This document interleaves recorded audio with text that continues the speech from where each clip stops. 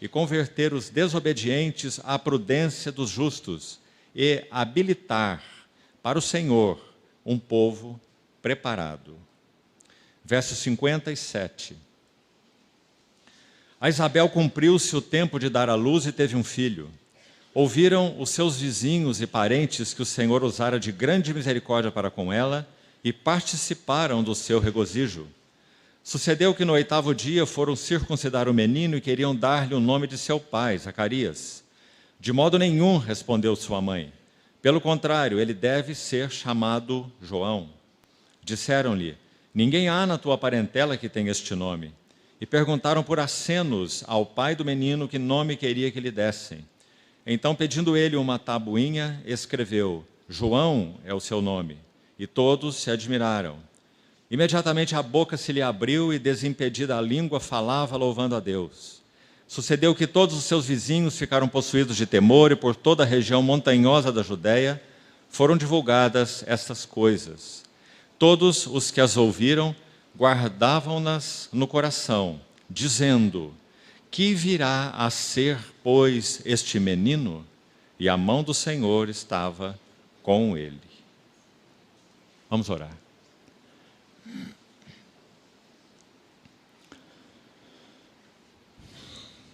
Amado Pai Celestial, colocamos uma vez mais esse tempo de comunhão em torno da Tua Palavra em Tuas santas mãos. Sê misericordioso para conosco e abre os olhos do nosso entendimento, assim como abre as Tuas Escrituras para nós.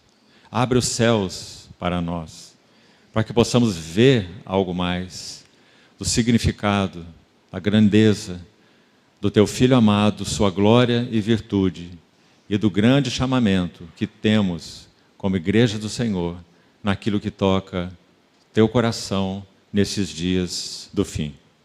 Assim nos colocamos diante de Ti, suplicando que a habilitação do Teu bendito Espírito Santo seja real em nossas vidas. Confiamo-nos a Ti. No precioso nome do Senhor Jesus oramos. Amém. Meus irmãos, vamos dar um passo além do que compartilhamos ontem, com essa ênfase naquela frase de Apocalipse 22:17, aquele que ouve. Ontem nós vimos a importância de como assembleias do Senhor podemos compreender a mente presente do Senhor para cada esfera onde nós estivermos inseridos. Recordando algo do que dissemos ontem, nós não conseguiríamos avançar como Assembleias do Senhor por um movimento automático, mecânico.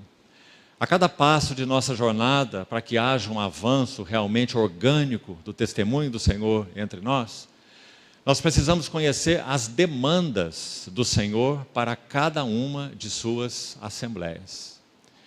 Graças ao Senhor, nós vivemos uma história em que entendemos que o governo do Espírito Santo nas assembleias locais, ele é algo realizado diretamente. Graças a Deus por isso. O encabeçamento de Cristo é uma verdade experimentada para cada Assembleia do Senhor que tem essa convicção, já que esses são os moldes do governo neotestamentário da igreja.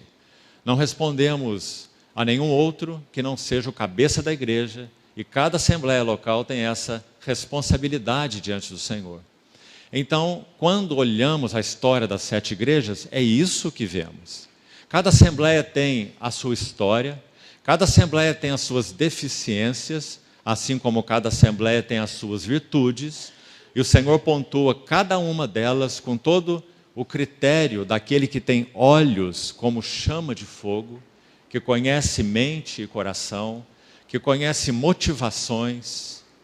Então, ao mesmo tempo que ele, executando o seu juízo, ele traz as palavras que demonstram suas demandas não preenchidas para cada assembleia, ele também pronuncia suas palavras de louvor para cada uma das suas assembleias.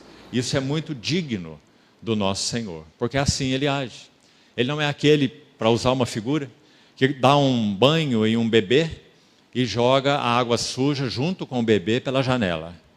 Mas o Senhor, com sua palavra aguda, consistente, doce, poderosa, a lavagem de água pela palavra, que Paulo mencionou em Efésios 5, então ele faz isso para cada uma das suas assembleias separadamente.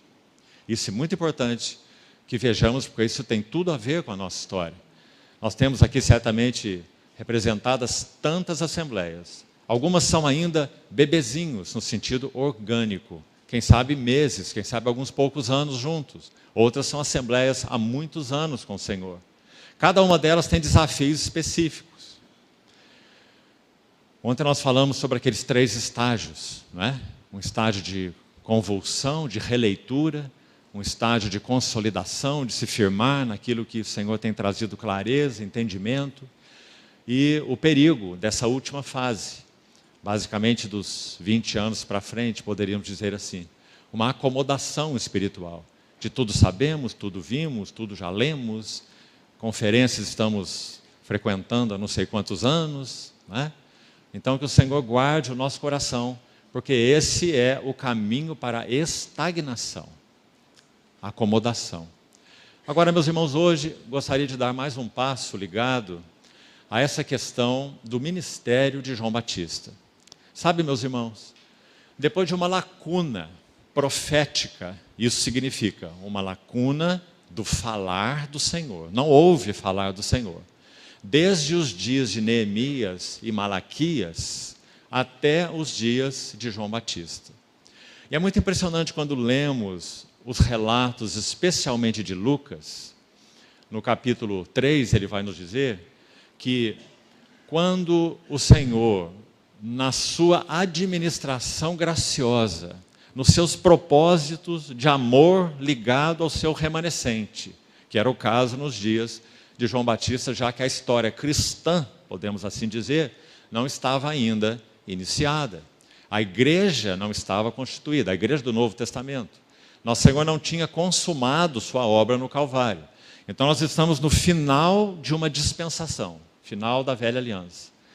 E por causa da fidelidade do Senhor para com o seu povo, um remanescente fiel, dentre eles encontramos alguns nomes nos 2 primeiros capítulos de Lucas.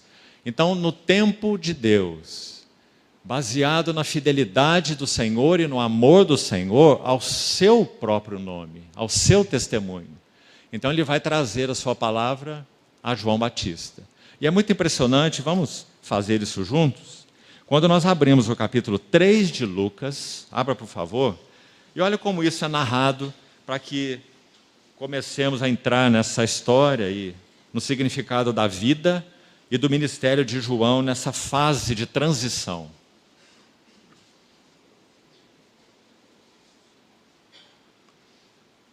Ouça com atenção. Lucas capítulo 3, verso 1.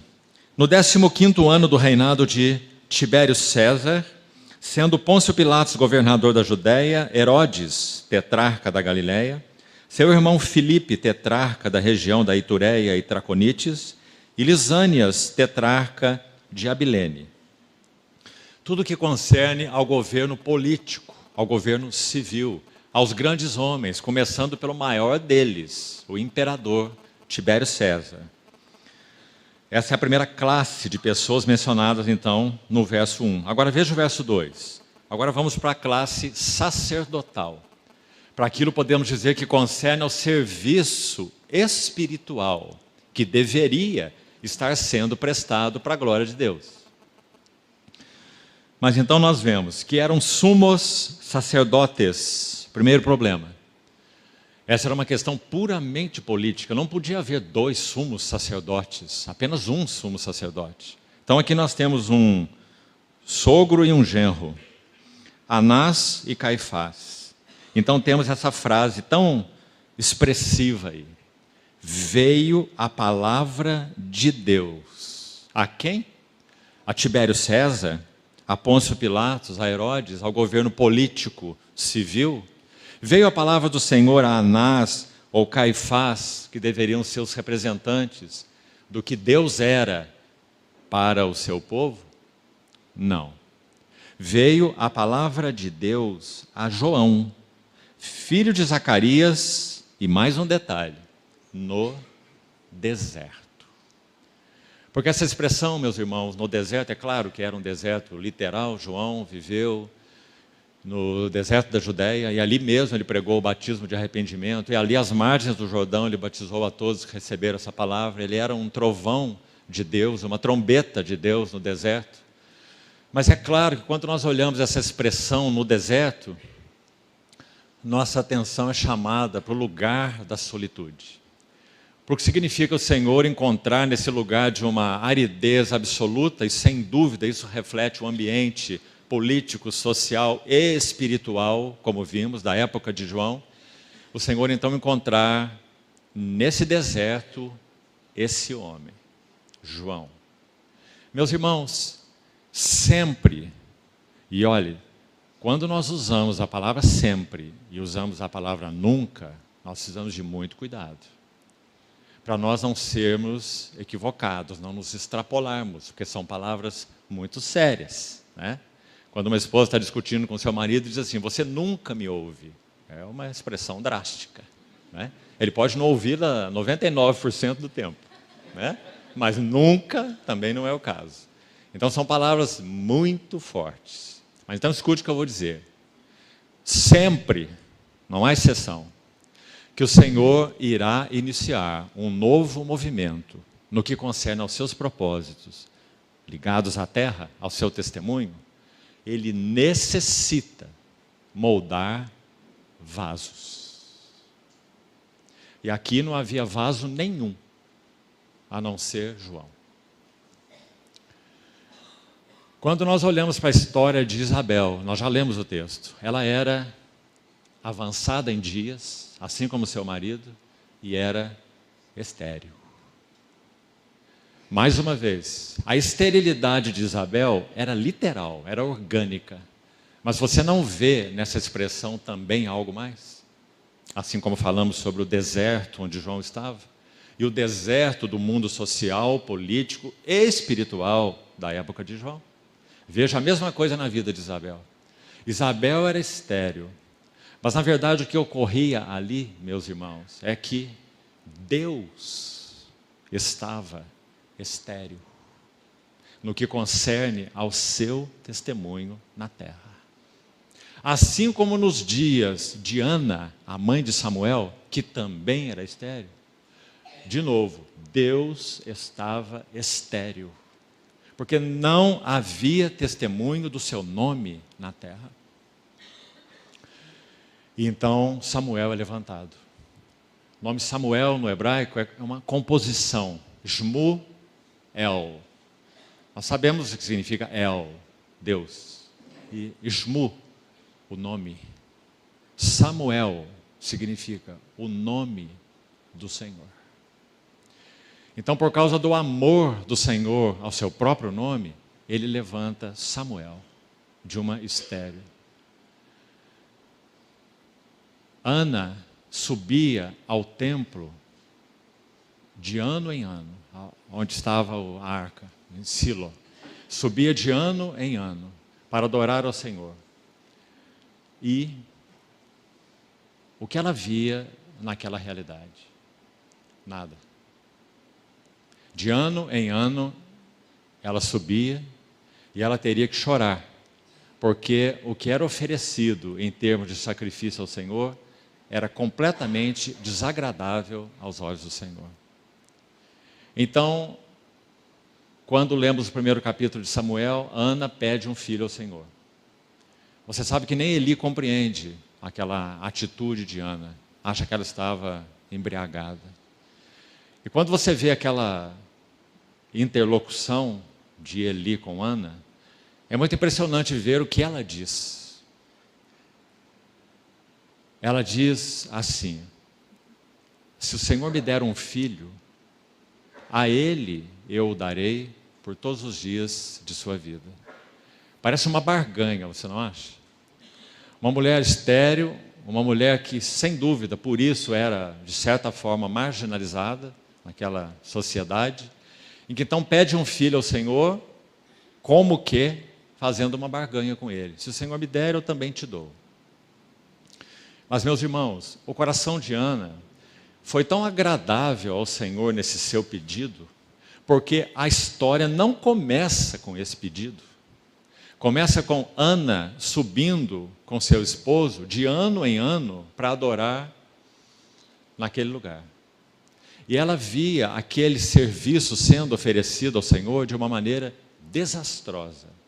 Quando você segue os outros capítulos, você vai ver que a palavra de Deus diz que os filhos de Eli eram filhos de Belial, que eles metiam o seu garfo para retirar dos sacrifícios que seriam oferecidos ao Senhor para si mesmos, e que eles até mesmo viviam em promiscuidade com mulheres que iam servir à porta da tenda.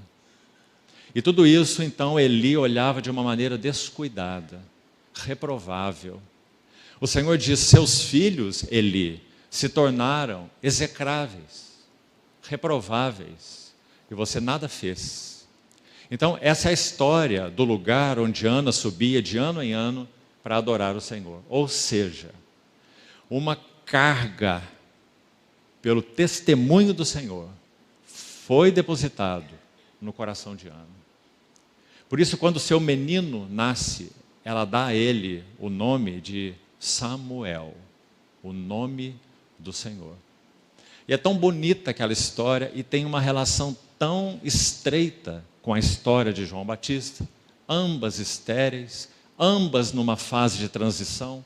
Você sabe que Samuel foi o sacerdote profeta que fez uma mudança de fase na nação de Israel, da era dos juízes para a era dos reis. Samuel foi esse grande elemento de transição.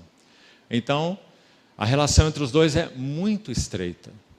Então, quando esse menino é chamado, tão lindo você lê os primeiros capítulos de Samuel 1, 2 e 3, quando a lâmpada de Deus estava para se apagar, quando a palavra de Deus não era frequente e as visões eram raras, quando Eli estava deitado no seu lugar costumeiro. Como essas palavras nos falam, um sacerdote velho, espiritualmente falando. Velho com relação à sua idade, não teria nenhum problema, né? Mas ele era velho no que concerne ao seu serviço espiritual. Então ele ia para o seu lugar acostumado, e Samuel no templo do Senhor. Então, meus irmãos, o Senhor busca por Samuel ali, e se você der um passozinho antes, isso é o capítulo 3, no capítulo 2, você vai ver quando sua mãe entrega Samuel, então, para suprir a lacuna de esterilidade no testemunho do Senhor.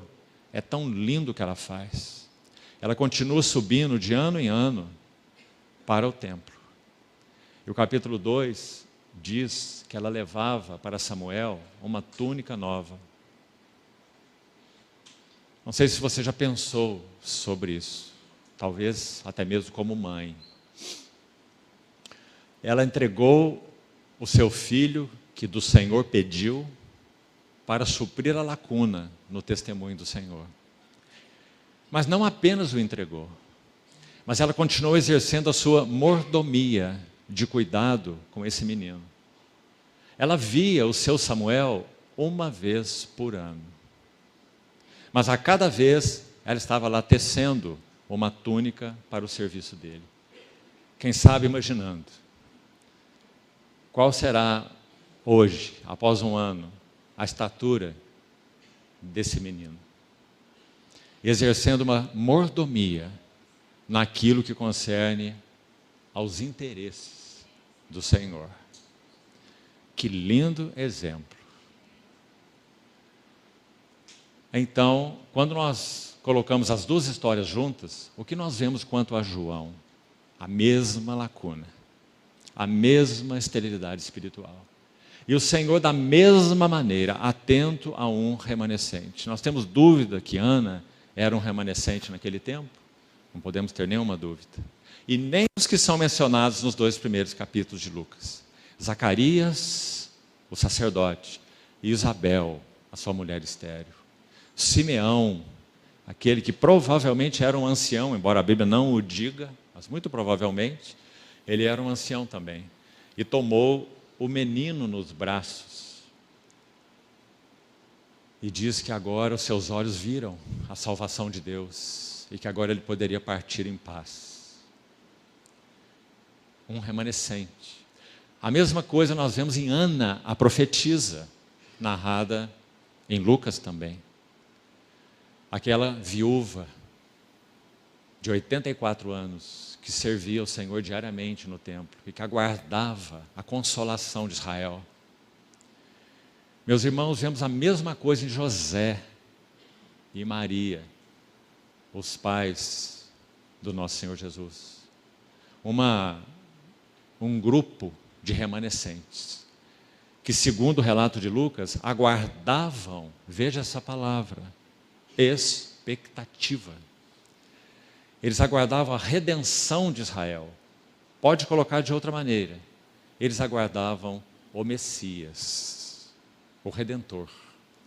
Quando nós lemos, vamos voltar lá, Lucas capítulo 1, observe que o verso 5, onde nós iniciamos, diz assim: nos dias de Herodes, rei da Judéia, houve um sacerdote chamado Zacarias, do turno de Abias. Sua mulher era das filhas de Arão e se chamava Isabel. Olha a primeira frase. Quem está no trono mais específico dessa região? Porque Herodes era então o tetrarca, governador de 3 províncias, né? Naquela região da Galileia.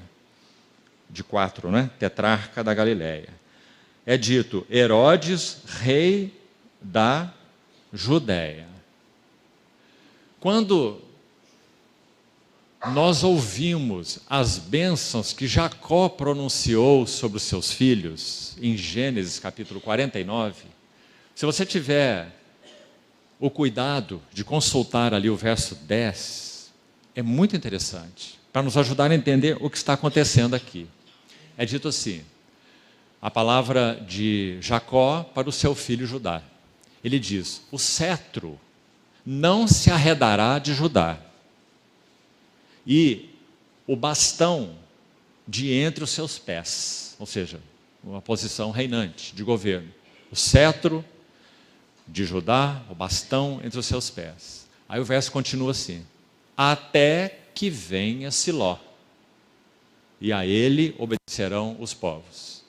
Obviamente o Siló, sem dúvida alguma, se refere ao Messias. Então é dito que o cetro não se arredaria de Judá e nem o bastão de entre os seus pés até que viesse Siló. Quando nós olhamos o Evangelho de Lucas, nós vemos que o cetro está arredado de Judá. E o bastão está fora de entre os seus pés. O que isso significa? Certamente, Siló estaria vindo. Porque o povo de Deus deixou de ser aquele centro da administração de Deus na terra. Para nos lembrarmos da oração de Daniel, e você vai ver a mesma coisa no livro de Neemias, Deus não é chamado de Deus dos céus e da terra, nesses livros. Ele é chamado apenas de Deus dos céus. Porque na terra, o seu testemunho estava aniquilado. Jerusalém estava destruída, o templo estava destruído e as portas da cidade estavam queimadas a fogo, ruína. Neemias chega a dizer no seu capítulo 2, no verso 17, exortando os que estavam com ele para fazer o trabalho dos muros, depois que o templo já estava reedificado, ele diz assim, vinde, reedifiquemos os muros de Jerusalém e deixemos de ser opróbrio, vergonha, opróbrio. Perda completa do testemunho do Senhor, expostos a todos os seus inimigos. Deus não tinha luz e testemunho na terra, então Deus dos céus, assim ele é mencionado, e não Deus dos céus e da terra. Mas meus amados irmãos, o céu é o meu trono e a terra é o estrado dos meus pés. E a pergunta de Isaías é, que casa então me edificareis? Qual é o lugar do meu repouso? Não é isso que o Senhor está buscando na terra? Lugar para o seu repouso. Verdadeiras Betânias. testemunho do Senhor. Mas então o cetro está arredado de Judá. Herodes está governando sobre Jerusalém. Então, Siló está vindo. Mas para que os propósitos do Senhor sobre a terra sejam realizados, registre isso no seu coração. E graças ao Senhor por isso. Ele necessita de vasos. Sabe, irmão, que usar a palavra necessita para Deus é muito sério. Porque Deus, em si mesmo, é completamente autossuficiente. Ele é o único ser autossuficiente. Dele é que provém todas as coisas. Ele é o único de quem nós podemos dizer que tem vida em si mesmo. Porque todos os outros seres, incluindo anjos, incluindo os anjos que caíram, Lúcifer e os seus anjos, incluindo todas as criaturas, nenhuma delas pode dizer que tem vida em si mesmo. Compreende? Zoé, vida incriada, eterna, só o nosso Deus. Então, dizer que Deus tem necessidades é uma palavra muito séria. Mas sabe por que nós podemos usá-la com tanta gratidão ao Senhor? Porque embora Ele seja esse Deus que não tem necessidades, Ele é completo em si mesmo, Ele não precisa de nada e nem de ninguém. Mas Ele determinou que Ele criaria o homem do pó da terra, à sua imagem e à sua semelhança, para que então exercesse representatividade, o homem criado, representatividade naquilo que concerne ao Deus único, vivo e verdadeiro. E por isso Ele criou o homem. Não apenas para comunhão, já seria um objetivo maravilhoso, não é? Como nosso irmão destacou na primeira sessão, a comunhão do Deus Trino, dada a homens e mulheres, não é? Maravilhoso, mas é mais ainda, é pela comunhão, pela relação, representatividade. Foi o que ocorreu com Abraão, história que também nos foi lembrada, quando ele chegou a Moriá, não é? Em Moriá, ele está em figura, representando plenamente Deus o Pai, oferecendo o seu único e amado Filho ali sobre o altar. Representatividade. A comunhão de altar em altar, 4 altares e 11 visitas, Deus realizou na sua história com Abraão. A cada visita, Ele preparava Abraão para a próxima visita. Se você tiver essa pergunta no seu coração, por que o Senhor nos visita? Por que Ele me visita pessoalmente? Por que Ele nos visita como congregação? Aí está a resposta. É para nos preparar para a sua próxima visita. E meus irmãos, pela sua bondade, fidelidade, amor ao seu próprio nome, Ele tem nos visitado. Tanto pessoalmente, quanto congregacionalmente. Com qual propósito? Nos preparar para a próxima visita. E qual é a próxima visita que nós aguardamos? A visita gloriosa do Rei, que irá mostrar sua face novamente, tanto para a igreja, quanto para esse universo decaído. Irá renovar todas as coisas, reuni-las e encabeçá-las, segundo Efésios 1:10. Reunir, tornar a congregar em si mesmo todas as coisas, tanto as do céu como as da terra.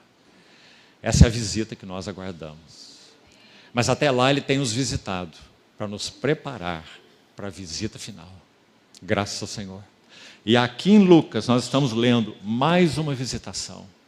Você se lembra que depois que o Senhor visitou o seu povo, na pessoa encarnada do Filho Eterno, o Criador, o Sustentador, o Verbo de Deus, o resplendor da glória, visita o seu povo pessoalmente, veio para o que era seu e os seus não receberam.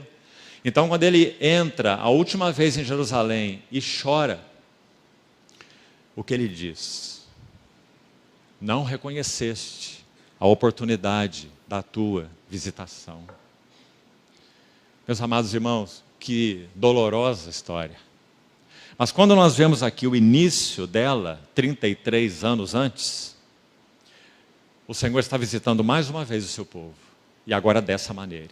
Então vamos montar um pouquinho do quadro e vamos falar um pouco sobre a vida e o serviço de João Batista, como sendo aquele que ouve. E aquele que preparou para o Senhor, que habilitou para o Senhor um povo preparado, através do seu ministério e do batismo de arrependimento, que ele realizou sobre tantas pessoas, que então compreenderam de alguma maneira que o Messias estaria vindo. Até que ele próprio, João, coisa que nenhum profeta fez, mas ele teve o privilégio. Por isso, o Senhor disse que ele era maior, até ali, maior do que todos os outros que nasceram de mulher. Embora o menor no reino dos céus, que seria inaugurado pela ressurreição do Senhor e pelo derramamento do Espírito, então o menor no reino seria maior do que João, claro. Porque mesmo o menor no reino seria habitado pelo Espírito Santo, e mais do que isso, o Senhor traria na realidade do reino um corpo orgânico de testemunhas, coisa que ele não tinha nos dias de João.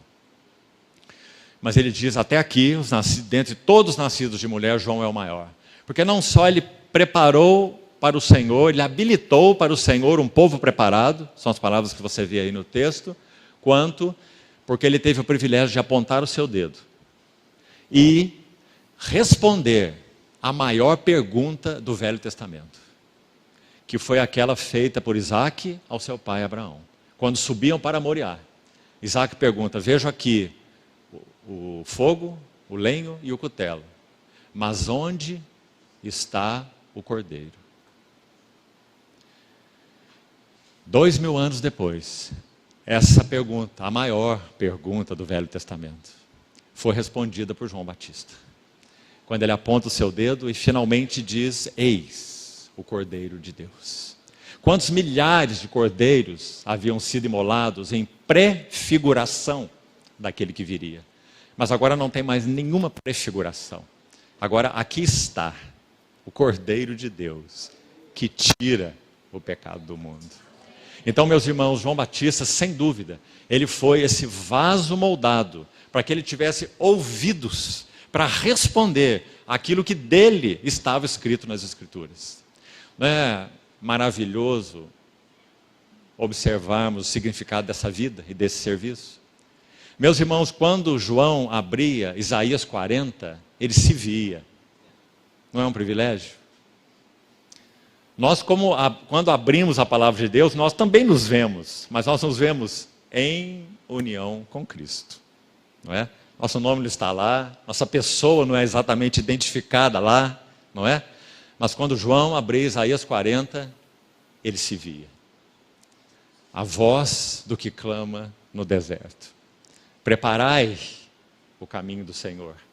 Preparai.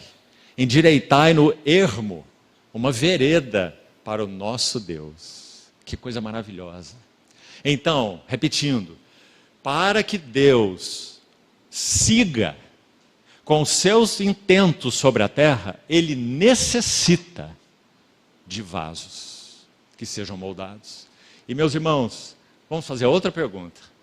Qual é o maior privilégio das nossas vidas?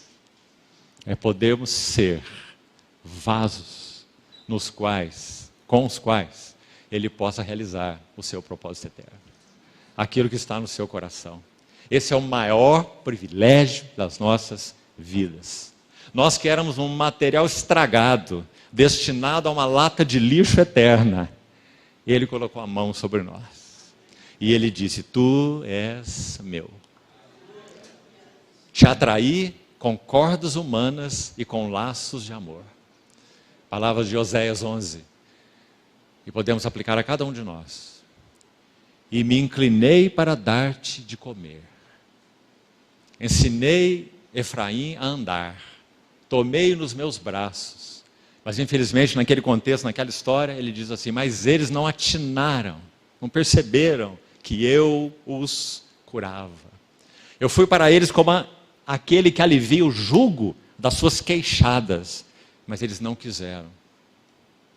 Mas graças a Deus, pela bondade do Senhor, pela ação do Espírito Santo em nossas vidas, ele encontrou um outro tipo de resposta. Nós nos entregamos, nós dissemos sim, Senhor. Nós dissemos obrigado por tua graça, Senhor, por ter alcançado esse material inútil, vazio, correndo ladeira abaixo para o nada. Vasos. Irmãos, é através desses vasos, com os vasos com os quais o Senhor possa contar, é que Ele realizará os seus propósitos nesses dias finais. E nós devemos dizer, sim, Senhor, eu quero responder ao Senhor, com tudo que sou, com tudo que tenho, com meu coração, com meus afetos, com minha mente, com minha memória, com aquilo que o Senhor tem depositado em mim. Mas o Senhor não poderá fazer isso sem que então os vasos sejam moldados. Cada faculdade, podemos assim dizer, que caracteriza esse vaso e esses vasos precisam passar pelo trabalho da cruz, pelo altar. Então, vamos ver um pouco da história de João. É tão linda. O cetro está arredado de Judá, aí vem Siló, Gênesis 49:10. Então, para que venha Siló, onde estão os vasos? Para onde ele vem? Para quem ele vem? Ele viria para os seus que não o receberam. Mas para que ele siga com seus propósitos, ele tem que encontrar vasos. Então aí está um vaso preparado, João. O nome João significa favor, ou graça, favor. Não é todos os dias que Zacarias via um anjo em pé à direita do altar. Não é verdade? Não era.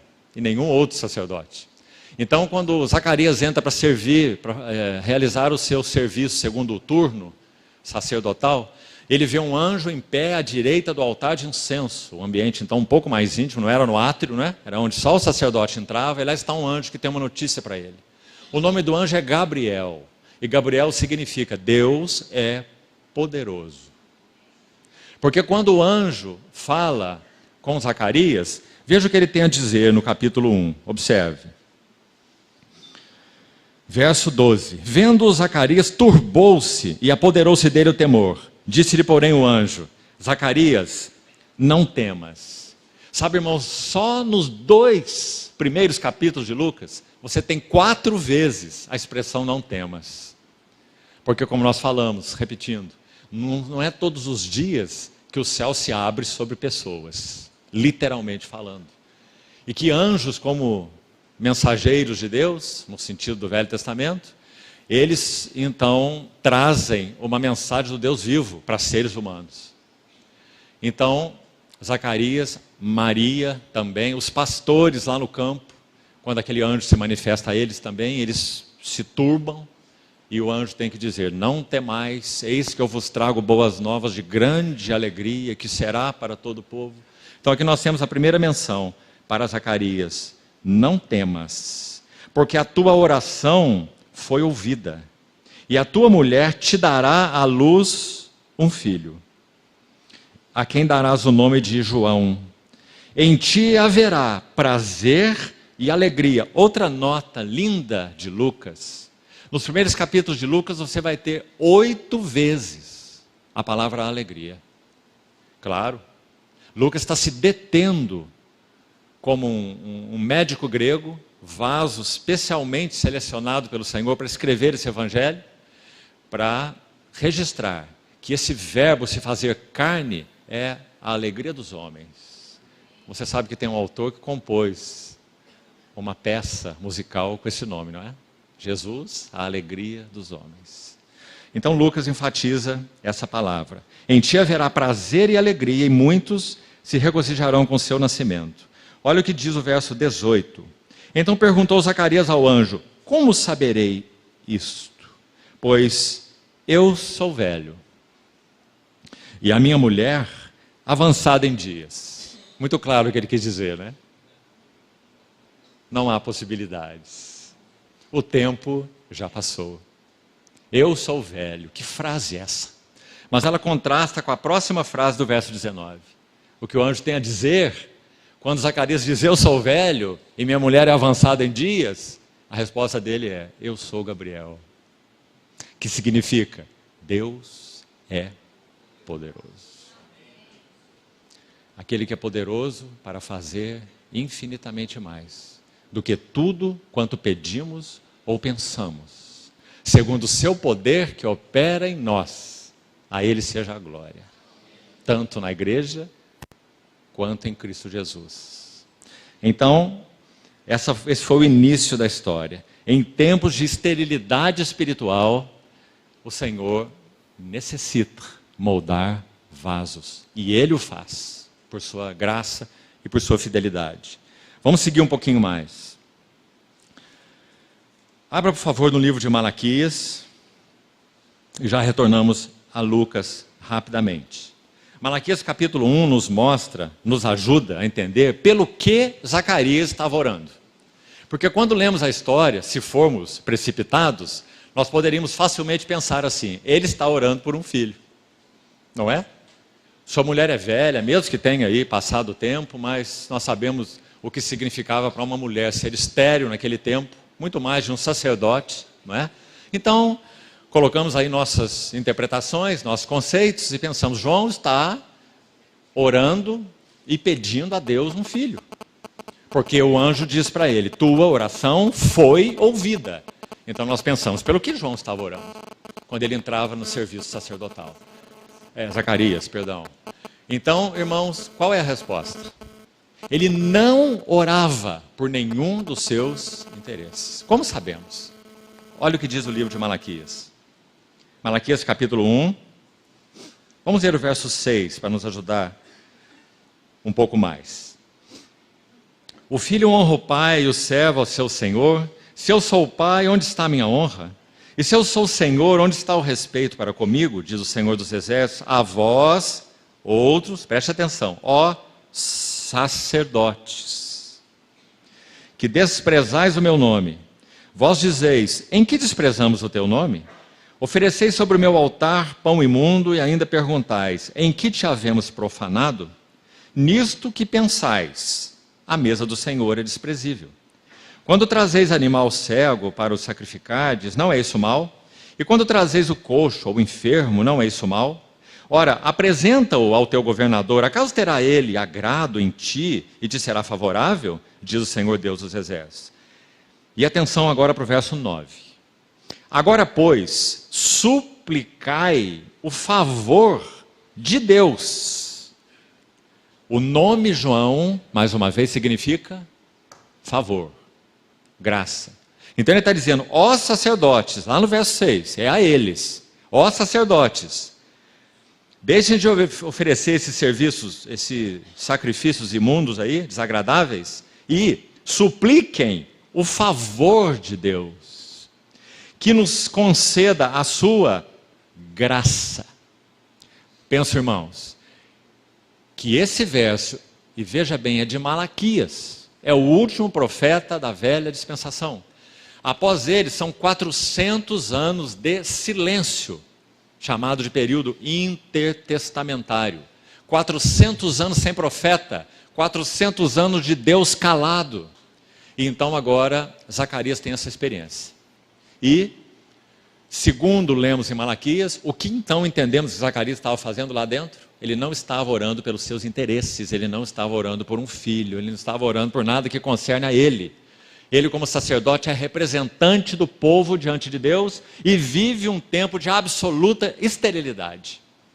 Então, meus irmãos, seria nós desconfiarmos do coração, do espírito de Zacarias, se nós pensássemos de outra maneira. Porque ele é um dos remanescentes mencionados nos 2 capítulos de Lucas. Então, sim, nós temos que admitir que Zacarias estava lá, suplicando o favor de Deus, palavras de Malaquias 1:9. Estava suplicando a sua graça, estava suplicando a sua visitação, porque são 400 anos de esterilidade. E o cetro arredado de Judá, e Jerusalém dominada por um imperador pagão, como já era a história por séculos, né? Então, essa era a oração de Zacarias. Quando nós vamos ao verso 13, que já lemos, nós vemos o anjo dizendo a ele: tua oração foi ouvida. E a resposta da oração, da súplica, pelo favor de Deus para o seu povo, visitando o seu povo de novo, depois de 4 séculos, foi respondida com um homem, um vaso. Meus irmãos, quanto isso nos toca como Assembleia do Senhor. Sem dúvida, o Senhor continua com o mesmo desejo em seu coração de moldar vasos para que seu propósito prossiga. Mas pense também no aspecto coletivo, como lemos ontem e meditamos ontem. Os vasos de Deus coletivos, para a expressão dos interesses do seu coração, expressão de seu testemunho. O verso 66, que nós lemos desse capítulo 1 de Lucas, volte nele por favor, nós temos uma pergunta que vai nos ajudar agora, a partir de agora, a entrar em 5 características que eu gostaria de mencionar e meditar com os irmãos sobre a vida, primeiro a vida, a pessoa de João e, consequentemente, o serviço de João. Já que essas duas coisas nunca podem ser invertidas. Nunca o serviço vem primeiro. Sempre a pessoa vem primeiro. A obra do nosso Senhor Jesus é gloriosa porque a pessoa dele é gloriosa. Então, se o Senhor não encontra caminho para moldar vasos, então não há caminho para o serviço ao Senhor. Porque o serviço do Senhor não é litúrgico, não é mecânico. O serviço do Senhor tem que ser fruto de realidade espiritual, revelação, visão celestial, relação íntima com Deus, o trabalho da cruz no vaso. Só aqui já mencionamos pelo menos 3 coisas, né? 3 ou 4. Se isso não é verdade no vaso, então o serviço dele é um serviço inadequado. Então, o verso 66 tem uma pergunta muito interessante. Quando João nasceu, você deve conhecer a história, Zacarias estava mudo, né? E ele escreve o nome de João naquela tabuinha, como lemos. Então, todos se admiram de toda essa situação tão sobrenatural, né? Tão única. E é dito assim no verso 66. Todos que ouviram guardavam-nas no coração, dizendo: que virá a ser, pois, este menino? Então, vamos seguir para essas características. Que menino é esse? Primeiro lugar, primeira característica, é um nazireu. E aqui, meus irmãos, seria importante que nós abríssemos mais um texto do Velho Testamento. O livro de Amós.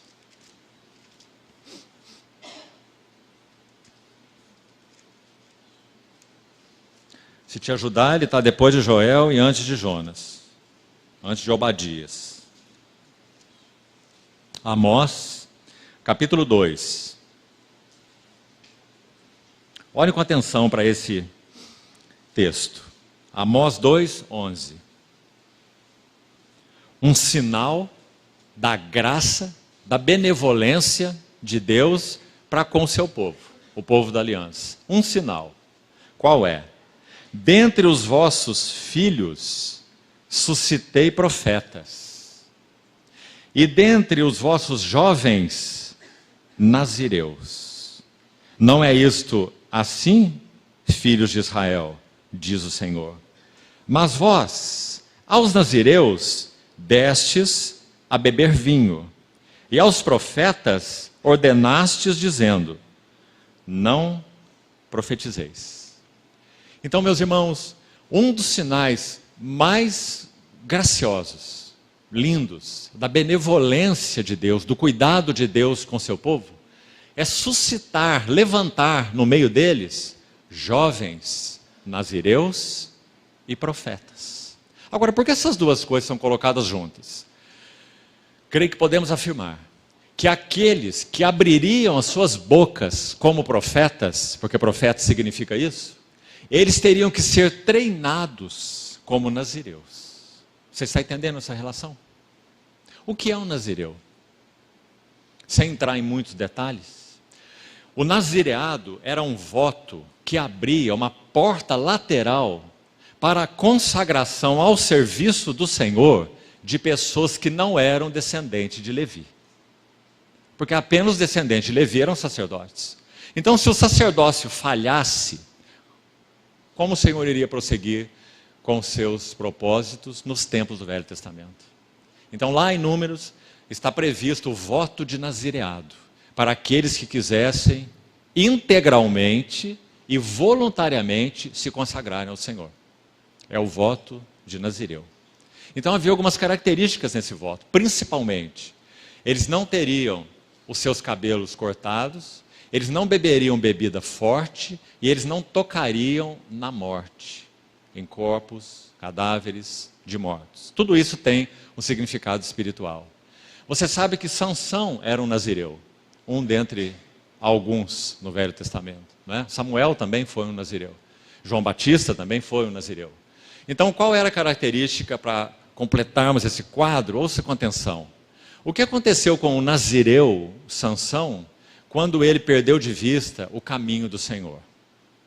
O quadro é muito interessante e de muito valor espiritual.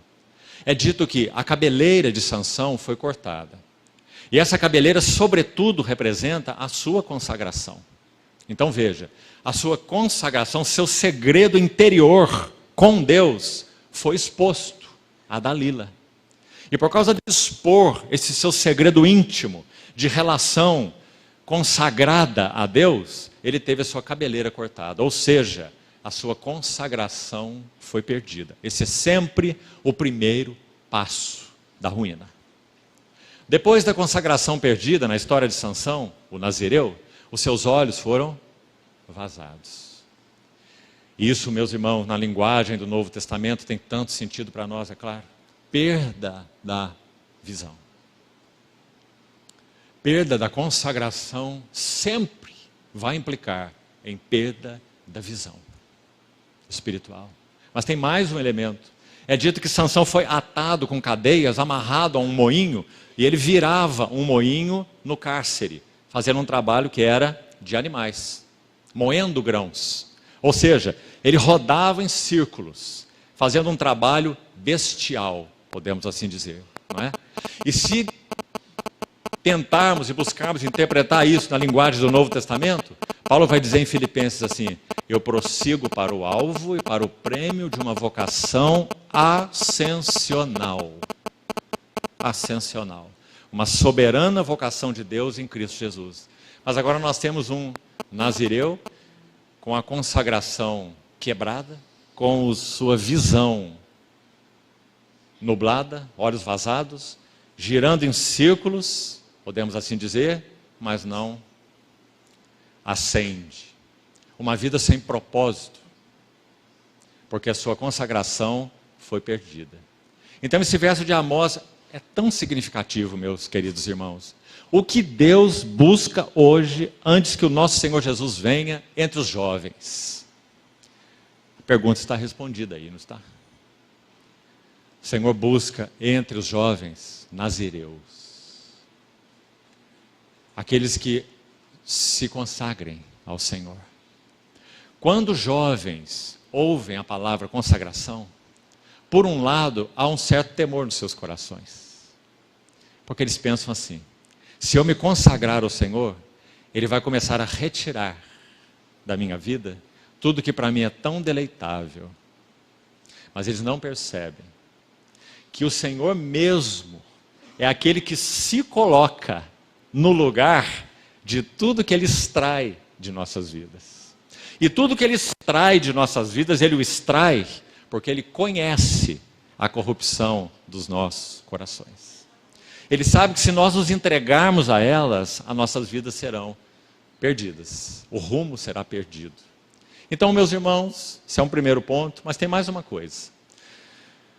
Tudo aquilo que o Senhor toca em nossas vidas, Ele toca de maneira transformadora. Não é exatamente para retirá-las. Exemplo, talvez o mais contundente, Abraão e Isaque. Quando Abraão recebe Isaque, nós podemos dizer que ele se torna pai e vovô no mesmo dia. Porque ele tinha 100 anos. E aquela preciosidade chamada Isaque, o dom de Deus, agora nasceu. E ele imediatamente, podemos dizer, abraça Isaque e leva para sua tenda. Não é? E caminha um certo tempo com Isaque. Até que chega o momento que ele tem que ouvir do Senhor. Vai a um dos montes que eu te mostrarei. E oferece-me o teu filho. O teu único filho. Embora ele já tivesse Ismael, veja que Isaque é chamado de o único filho. porque é Isaque que é segundo a promessa, e não Ismael. Então oferece-me Isaque, o teu único filho, a quem amas, sobre um dos montes que eu te mostrarei. Meus irmãos, agora Abraão tem que tirar da tenda aquilo que é o dom precioso de Deus a ele. Sabe por que isso fala muito ao nosso coração? Porque nós recolhemos em nossa tenda, em grande parte, aquilo que não é o dom precioso de Deus para nós. São coisas que Ele nos dá porque Ele é galardoador dos que o buscam. O bem-estar em diversas áreas, não é? Uma coisa aqui, uma outra ali. Ele é galardoador daqueles que o buscam. E nós vamos colocando essas coisas para dentro da tenda. Com Abraão foi muito mais. Com Abraão ele recebeu o dom, com D maiúsculo. Em ti serão benditas todas as famílias da terra, através de um descendente que eu te darei. Os irmãos verem o peso do que isso significa. Então, quando esse menino nasce, esse menino é tudo. Nele serão benditas todas as famílias da terra. Então, Abraão toma o dom de Deus e coloca na sua tenda. Mas, mesmo sendo um dom precioso de Deus, ele precisa passar pelo altar. Para que a vida de Abraão não esteja ligada à dádiva de Deus, mas sim ligado ao Deus que fez a dádiva. Então, quando sobem os dois ao monte, nós temos uma figura maravilhosa. Quando sobem os dois ao monte, nós sabemos que Abraão confia nas promessas de Deus. Sim, ele confia, já é o quarto altar na sua história com o Senhor. Já é a última visita do Senhor a Abraão. Então sim, ele confia nas promessas de Deus, por isso ele vai. Mas irmãos, quando os dois descem, Abraão aqui é diferente. Porque agora ele não confia nas promessas de Deus. Agora ele confia no Deus que fez as promessas. Isso faz toda a diferença na vida de Abraão. E quanto a nós? Em que temos confiado? Mesmo em termos espirituais. Sabe, irmãos, me lembro de um velho irmão, ancião. Foi muito usado pelo Senhor e muitos aqui o conheceram. Não vou citar o nome propositalmente. Hoje ele já está com o Senhor. Certa vez ele estava numa reunião com líderes, pastores e outros irmãos, líderes espirituais. E ele fez uma pergunta assim: quantos de vocês se realizam no seu ministério? Aí alguns não levantaram a mão, porque estavam lá entristecidos de alguma maneira com o seu serviço, com o seu ministério, com o exercício do seu ministério, mas muitos levantaram a mão, a maioria. E a pergunta foi: quantos de vocês se realizam nos seus ministérios? Então foi muito ousada.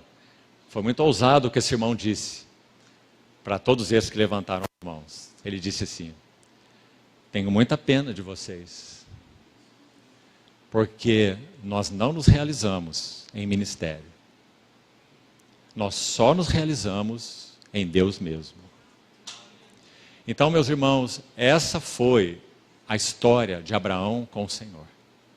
Para que Deus mesmo, o Deus vivo, o Deus de Abraão, de Isaque, de Jacó, ele fosse o centro no coração do Abraão, havia alguém que de alguma forma foi dado por Deus mesmo, dádiva de Deus, dom de Deus, bênção de Deus, como ele tem dado a nós também. Mas de alguma maneira estava em disputa pelo trono no coração de Abraão. E graças ao Senhor, meus irmãos, graças ao nosso valente Senhor, Ele compete com os nossos inimigos para tirá-los do trono, para que Ele seja o único entronizado. Então, entre os jovens, Ele busca nazireus. Que não sejamos iludidos, especialmente aqui os mais jovens, com temores, com dúvidas. Um servo do Senhor, um missionário chamado Henry Martin, partiu para o Senhor muito jovem, e em suas missões evangelísticas. E antes de partir, ele tinha um pequeno diário, e nesse diário foi encontrada uma oração. Escute o que ele dizia, o que ele disse: em ti, ó meu Deus, não há engano. Eu nunca terei de me arrepender por ter te amado tanto. nunca terei de me arrepender. Isso é consagração. Então, dentre os jovens, suscitarei nazireus. Ou no caso de Amós, suscitei. O Senhor está mostrando o quanto Ele usou de benevolência para com o povo. E, dentre os teus filhos, aí já está se referindo a adultos, nessa palavra, profetas. Então você vê uma relação muito, muito linda aí, irmãos amados. Se jovens aqui têm tido o privilégio de terem conhecido o Senhor em uma idade tão tenra, saiba que o propósito do Senhor de ter chamado você foi esse, que você fosse nazireu para Ele, que Ele te guardasse das bebidas fortes, que Ele te guardasse da morte, que Ele conservasse tua cabeleira, no que isso significa. E saiba, irmão, Ele não está privando você de nada, pelo contrário, Ele está dando tudo a você, porque Cristo é tudo. Nós só podemos encontrar realização nele. Não há realização na coisa em si, nem em casamento, nem em filhos, nem em netos, nem nos nossos irmãos, nem na obra de Deus. Quando o Otmani estava nos últimos anos na prisão por causa do testemunho do Senhor, na época em que o livro Vida Cristã Normal foi escrito, essa frase está na contracapa do livro. Essa oração também desse irmão Ni. E já há muitos anos, ficou 20 anos naquela prisão, e já no final da sua vida, ele orou e escreveu assim: ó Senhor, eu passaria tudo o que estou passando de novo, mas não por causa da igreja, nem por causa dos teus filhos, e nem por causa da tua obra, mas por ti mesmo. O carcereiro que cuidava de Watmani o via adorando a Deus na prisão. E ele se aproximou dele e disse assim: Senhor Ni, eu gostaria muito de conhecer esse Cristo que você adora, mas eu tenho tanto medo de perder tudo, porque ele vivia num sistema comunista. Então o irmão Ni respondeu assim: mas enquanto você não recebê-lo, você não tem nada. Dentre os vossos filhos, nazireus. Que privilégio, amados irmãos. Quantos jovens nós temos aqui. Que o Senhor encontre caminho antes que Ele venha, para que dos céus, por sua graça, Ele continue suscitando nazireus. Que o queiram, que o amem, que se entreguem a Ele, sem reservas, sem dúvidas, sem questionamentos, sem temores. Profetas, aqueles que pela graça de Deus poderão, em qualquer contexto que seja, de novo, eu não estou falando de púlpitos, estou falando de serviço, de ministério, lá na sua casa. Aliás, cada pai, segundo Deus, tem ofício profético na sua casa. Na sua casa ele é profeta, ele é sacerdote e ele é rei, segundo Deus. Essas são suas funções. Então, todos os que poderão abrir a boca por Deus, profetas, eles são treinados como nazireus. É isso que o livro de Amós vai nos dizer. Então, essa é a primeira característica de João. A segunda,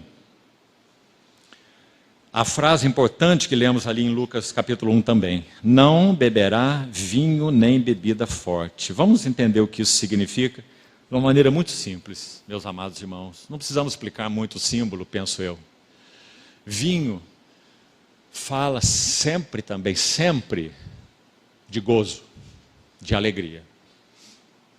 Basta você ler João 15, o capítulo sobre a videira verdadeira. E você vai ter o símbolo muito claramente expressado. Meu gozo esteja em vós e o vosso gozo seja completo. João escreve a sua epístola falando sobre a comunhão trina, que nosso irmão mencionou aqui, dizendo: e isso eu vos escrevo, nossa comunhão é com o Pai e com seu Filho Jesus Cristo. E isso eu vos escrevo para que a nossa alegria seja completa. Vinho, alegria, gozo, prazer. No sentido literal, natural, o vinho está aí para oferecer esse gozo, alegria e prazer naturais, desfrute natural, certo? Não que seja intrinsecamente errado o beber vinho, intrinsecamente errado é o se embebedar, né? Não vos embriagueis com vinho. Paulo não diz não tome vinho, ele diz não embriagueis com vinho, não é? Então, naturalmente falando e literalmente falando, o que significa o vinho? Um apego a prazeres, a deleites e a gozos naturais, deleites naturais. Então não beberá vinho nem bebida forte. Sabe por quê, meus irmãos? Penso que há um princípio espiritual aqui, especialmente na linguagem clara do Novo Testamento, né? Do que vinho significa especialmente. Prazeres do mundo por um lado, e o vinho de Deus, o Espírito Santo, gozo, alegrai-vos sempre no Senhor. O reino de Deus não é comida nem bebida, mas justiça, paz e alegria no Espírito Santo. Romanos 14, verso 17. Então, o princípio espiritual que penso que precisamos guardar no nosso coração.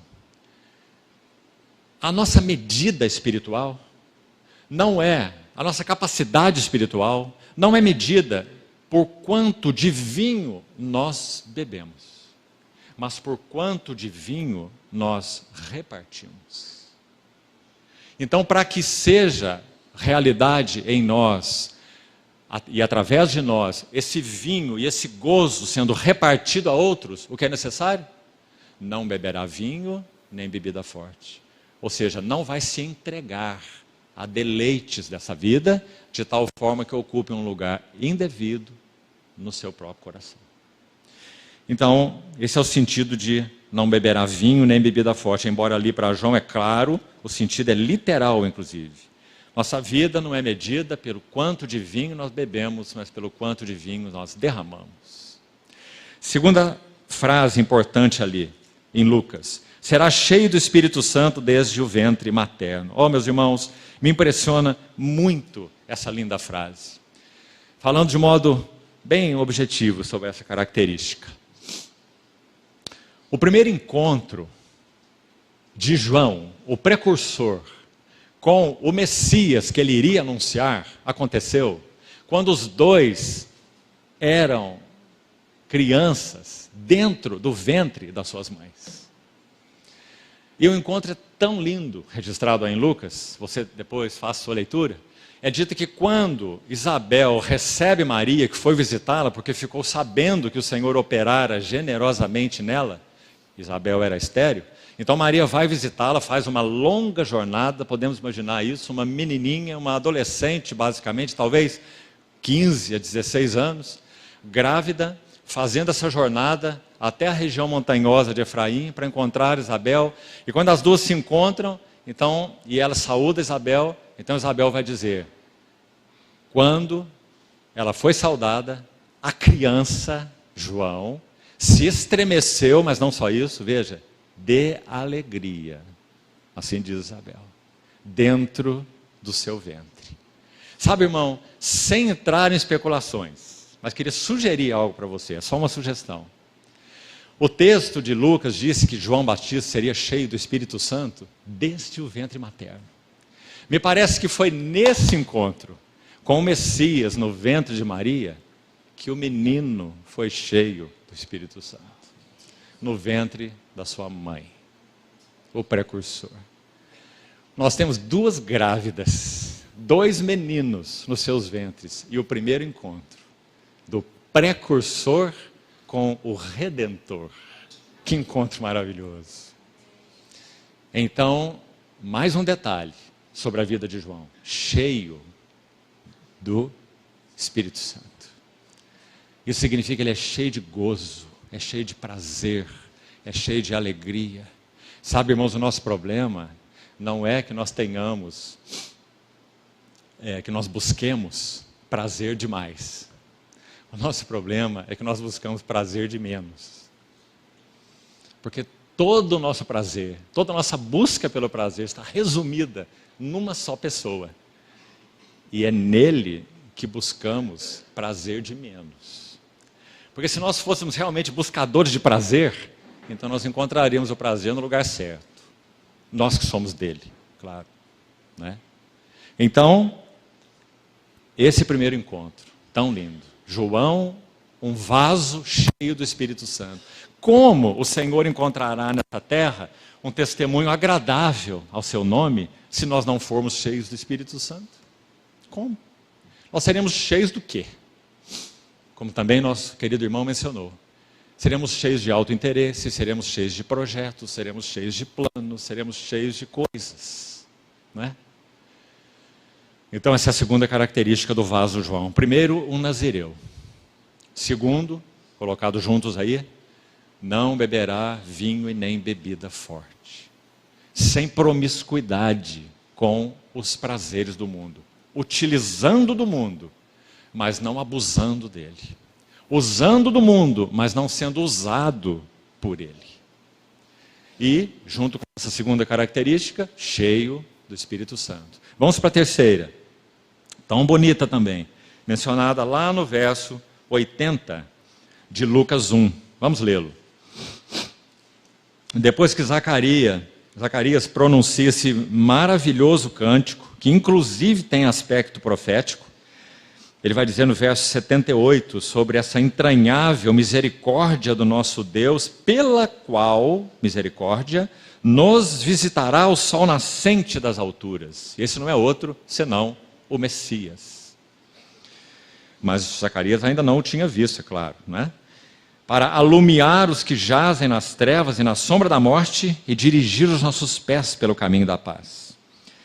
Terminou o cântico de Zacarias aqui. Então Lucas prossegue assim. E o menino, João Batista, crescia e se fortalecia em espírito.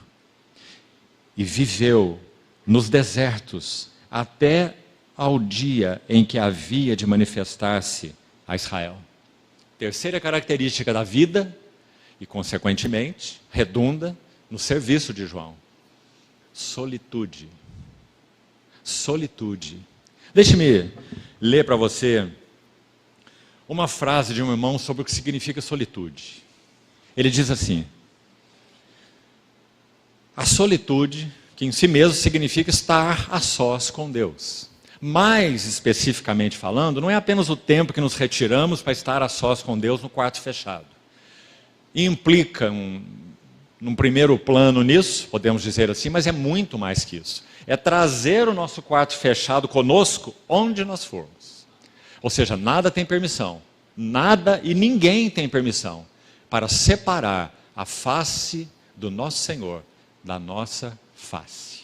Se qualquer intruso tentar se colocar ali, apetites, paixões, clamores, ambições, pecados, seja o que for, coisas lícitas, todas as coisas me são lícitas, mas nem todas me convêm. Todas me são lícitas, mas nem todas edificam. Todas são lícitas, mas eu não me deixarei dominar por nenhuma delas.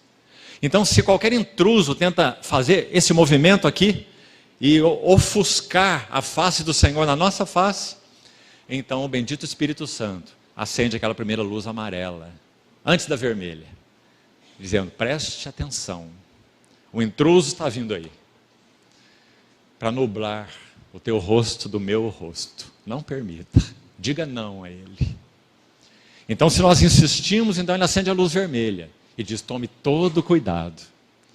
Então, solitude significa carregarmos o quarto fechado conosco, durante todo o dia. Esse irmão então escreve assim, veja: a solitude transforma os hipócritas. É que ele está usando a palavra hipócrita num sentido bem generoso, viu? Não está dizendo pessoas que querem representar o que não são deliberadamente, não.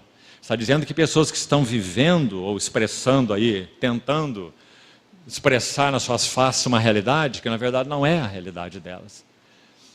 Não estão expressando na sua face a tristeza que elas na verdade têm. Não estão expressando nas suas faces a insatisfação que na verdade elas têm. Então ela diz: a solitude transforma os hipócritas em pessoas meigas, atenciosas e magnânimas. profundamente convencidas da sua própria pecaminosidade. Por isso nós falamos ontem, irmão, nenhum avivamento começou com pregação sobre avivamento, mas com pregação sobre arrependimento. É isso que produz avivamento. Então, transforma hipócritas em pessoas meigas, atenciosas, magnânimas, profundamente convencidas de sua própria pecaminosidade, veja, e tão profundamente conscientes da misericórdia de Deus, que sua própria vida se transforma em ministério. Essa última frase me parece muito preciosa. O que o Senhor quer fazer de vasos nos quais Ele tem colocado suas mãos é isso. É que nós não tenhamos um ministério. É que nossas vidas sejam um ministério. Compreende a grande diferença entre essas duas coisas, irmão? A primeira pode ser profissional. Mas a segunda é impossível que seja profissional. Porque a vida vivida é um ministério. Um ministério de amor, um ministério de serviço, um ministério de Cristo, um ministério das suas virtudes. Não é? Então, João viveu nos desertos, até o dia em que havia de manifestar-se. Com quantos anos mesmo João tinha quando ele se manifestou? 30 anos. Assim como o nosso Senhor. João era 6 meses mais velho do que o Senhor Jesus. Então João viveu todo esse tempo, claro que desde que tornou-se possível, né? Que ele fosse ao deserto para poder viver ali. Todos esses anos, nos desertos, solitude. Irmão, essa é uma marca de vasos com os quais o Senhor possa contar nos nossos dias. Nada de ativismo religioso, nada de colocar o carro na frente dos bois, nada de sair fazendo a obra de Deus. Não. Se o Espírito Santo não nos encontrar em solitude, e nós não compreendemos o que significa o a sós com Deus, o viver diante dele, o permanecer em mim, nós somos inúteis no que concerne aos propósitos do Senhor. Então, terceira característica. A quarta, penúltima. João era um arauto. E aqui é uma frase tão linda também para expressar isso. O verso 16 do capítulo 1 de Lucas. Converterá muitos dos filhos de Israel. Está vendo? Os filhos de Israel estavam em esterilidade. Testemunho de Deus absolutamente fraco. Então ele iria converter, não é pagãos. Ele iria converter os filhos de Israel. Então, de novo, pergunta para nós, você vê? Quando você compara as eras, como a mensagem de João Batista para nós se torna profunda, nesse aspecto de alguém que ouve, que ouviu e que correspondeu como vaso àquilo para o que o Senhor o chamou. João converteu filhos ao Senhor. Eu gostaria que você prestasse atenção nisso. Sim, graças a Deus a igreja continuará sendo usada para converter ímpios. Mas antes que o Senhor venha, nós carecemos de um serviço que converta filhos de novo a Deus. Afeições, como nosso irmão nos lembrava. Afeições, devoção. Próxima frase. Verso 17. Irá adiante dele. Dele quem? De Deus. Vamos tomar cuidado aqui, especificamente. Deus, se referindo a Deus, Jeová. Certo? Irá adiante dele no espírito e poder de Elias, para converter os corações dos pais aos filhos, os desobedientes à prudência dos justos, e finalmente essa última frase. Habilitar para o Senhor um povo preparado.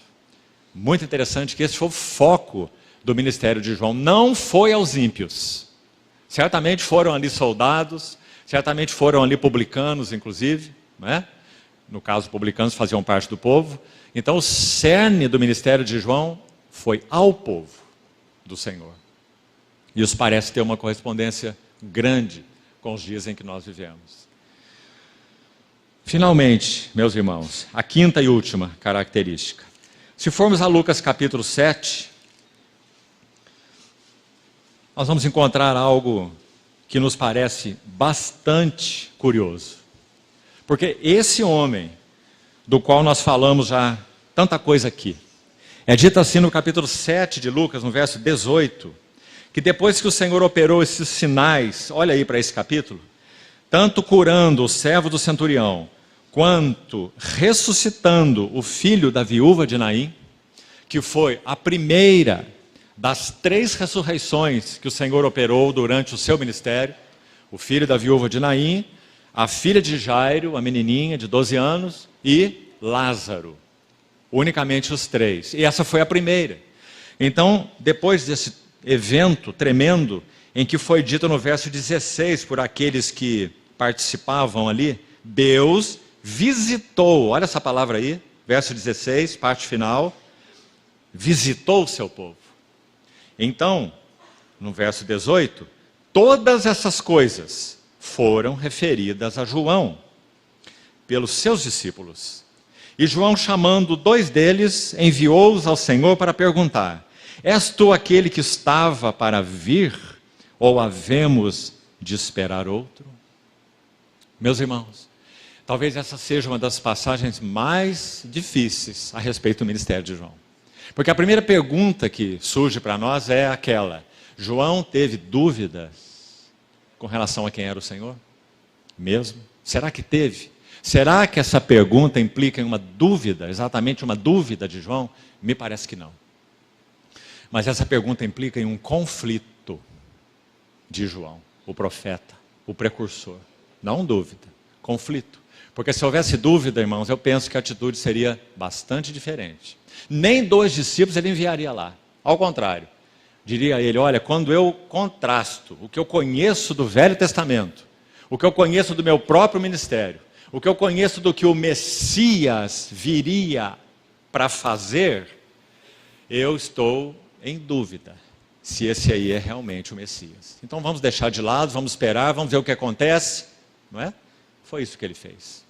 Porque João, segundo eu entendo, não teve dúvidas. João teve um tremendo conflito. Por quê conflito e não dúvida? Porque, meus irmãos, João não podia coadunar as escrituras do Velho Testamento com o que o Messias estava fazendo. Jesus, o Verbo encarnado. O Messias prometido, a sua vida, o seu serviço, com aquilo que Jesus de Nazaré estava fazendo. Em outras palavras, João Batista não podia compreender os métodos de Deus.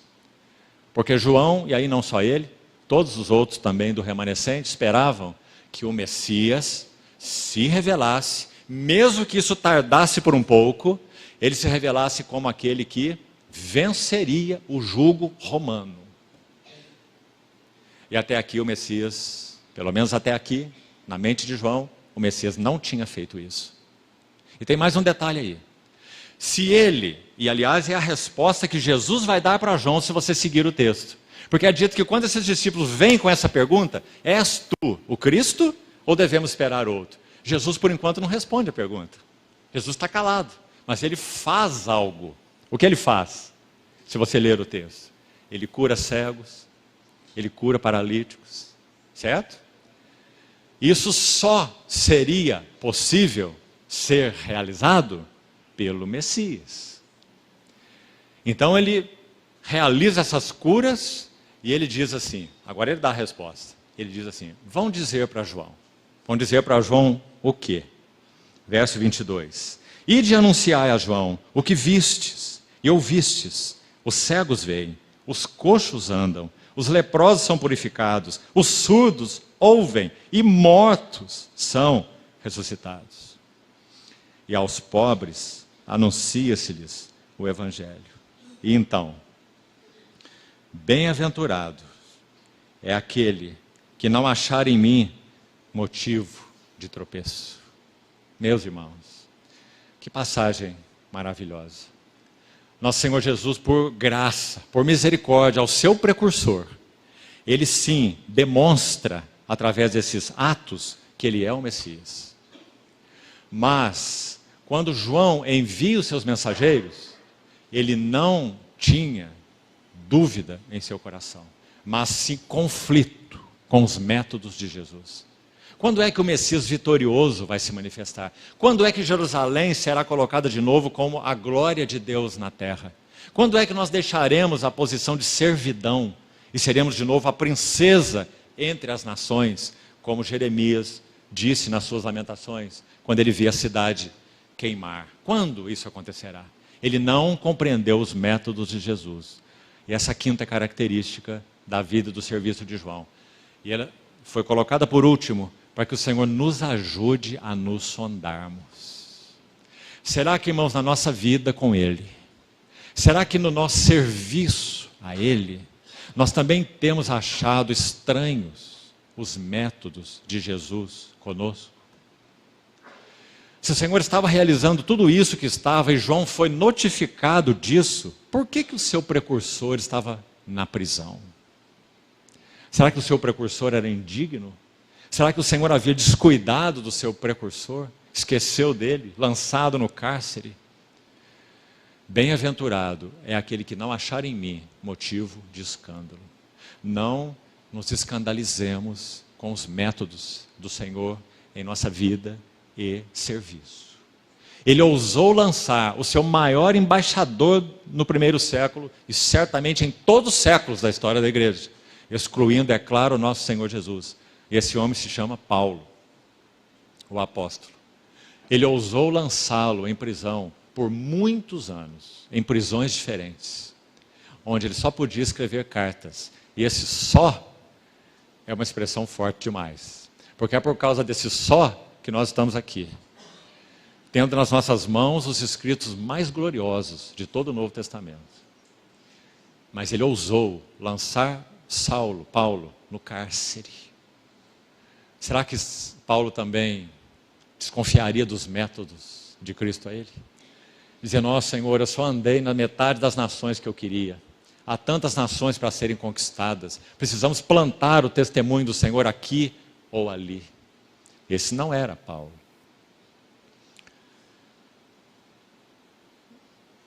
Já estou sendo oferecido como uma libação.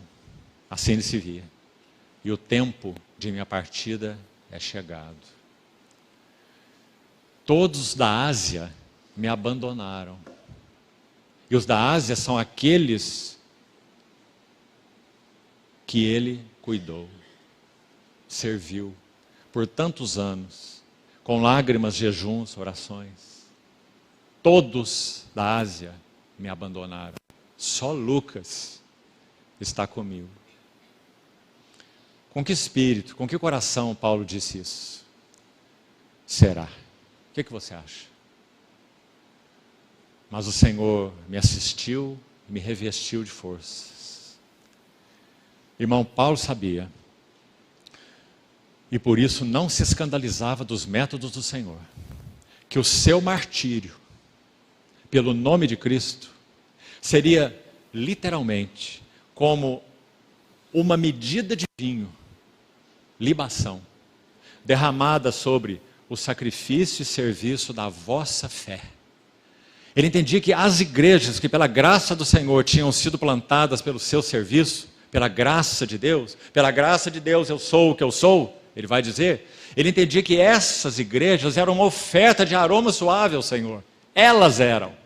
E ele era apenas uma medida de vinho, uma libação derramada sobre o sacrifício e serviço da vossa fé. Ele diz: e nisso eu me regozijo. Oh, meus amados irmãos, que o Senhor possa readequar os nossos corações, que nós sejamos aquele que ouve, que nós sejamos aqueles que sabem para o que foram chamados. Não, bem-aventurado é aquele que não achar em mim um motivo de tropeço. Que seja assim conosco. Antes que o Senhor venha, amados irmãos, sim, nós não sabemos, mas se Ele tardar um pouco mais, nós podemos viver dias difíceis. Não nos escandalizemos do Senhor. Vamos lembrar o que disse aquele missionário, Henry Martin. Nunca Nós teremos que nos arrepender de muitas coisas, mas nunca vamos nos arrepender de tê-lo amado. Louvado seja o seu nome. Vamos orar.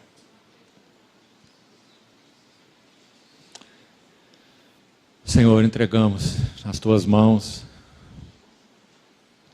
a tua palavra e te pedimos que o Senhor, pelo teu favor, pela tua graça, encontre um caminho mais amplo e mais fundo nos nossos corações, Senhor. Nós sabemos, Senhor, sabemos sim, que há coisas, talvez ainda ilusões, ambições, desejos íntimos em nossos corações que não conferem com os teus propósitos. Por isso nós te pedimos, Senhor, que o Senhor não retire a tua mão santa, fiel das nossas vidas, mas o Senhor nos discipline como filhos amados, aqueles que são recebidos como filhos, para serem participantes da sua santidade. Ó Senhor, renova nossas afeições, nossa devoção. Sobretudo te pedimos que o Senhor faça com que escamas caiam realmente dos nossos olhos, para que nós não vivamos vidas promíscuas, mas que o Senhor realmente seja o foco, o centro, o amor de nossos corações. Resgata-nos, Senhor. Traz de volta o nosso coração para Ti. Assim oramos, confiados no Teu santo nome. Amém.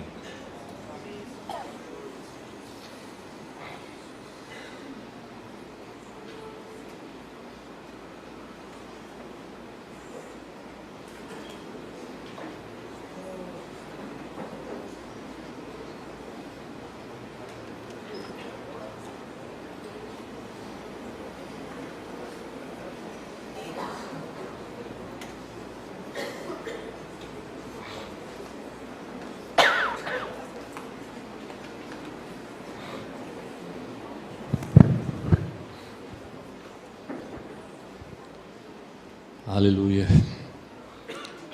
Nosso coração fica compungido, né? Quando o Senhor se revela a nós pela sua palavra e escancara o coração, o propósito, o caminho, né? Ao mesmo tempo que nos leva a nos envergonharmos, né? Muitas vezes de nós mesmos, de como somos tardios, né, para entender a graça, o favor do Senhor para conosco, né? Mas louvamos ao Senhor, porque Ele tem vindo, tem falado, tem se revelado, mais uma vez, né, como esse Deus de graça, esse Deus de propósito, esse Deus de chamado, esse Deus de compromisso, de aliança, algo que não é difícil, é impossível a nós, né? Mas Ele nos deu o nosso ajudador, o nosso fortalecedor, nosso consolador, que estará conosco até aquele dia em que a obra se consumará. Creio que essa é a nossa confiança, que de fato venhamos carregar isso, essa face do Senhor conosco onde estivermos, né? Não somente no tempo em secreto, mas na vida em secreto do nosso coração, do nosso homem interior. Amém? Bendito seja o Senhor, que Ele prossiga falando, que Ele prossiga se derramando para cada um de nós. Agora, irmãos, nós teremos batismo aqui na piscina, então pedimos para os pais, porque provavelmente aqueles que irão se batizar estão aqui, que tragam os seus filhos, aqueles que irão se batizar, ali no refeitório. Parece que até já estão se dirigindo para ali. naquela parte do refeitório de cá que a gente não está usando. A gente vai ter uma pequena palavrinha com eles vão vestir as batas para o batismo, e todos nós iremos nos acomodar aqui em torno da piscina para testemunharmos e nos alegrarmos junto com aqueles que estão se entregando ao nosso Senhor, né? Aqueles que estarão, né, recebendo tudo que é o nosso Senhor. Amém? E lembrando, às 15 horas haverão reuniões. As irmãs estarão se reunindo aqui neste local, tá? Às 15 horas, das 15 às 16. E os jovens vão reunir separadamente, os rapazes e as moças. Eu não sei dizer o local exato. Provavelmente naquele outro auditório, e não sei se no refeitório, na tenda, aí não sei se alguém aqui sabe dizer, mas isso vai ser fácil de vocês descobrirem. Então, às 15 horas, a reunião das irmãs aqui, dos rapazes e das moças, no outro auditório e em outro local que vocês podem buscar confirmar. E depois disso, retornando aqui às 19 horas para a reunião da noite. Amém? Então vamos todos em espírito de oração, nos dirigirmos até ali o local do batismo.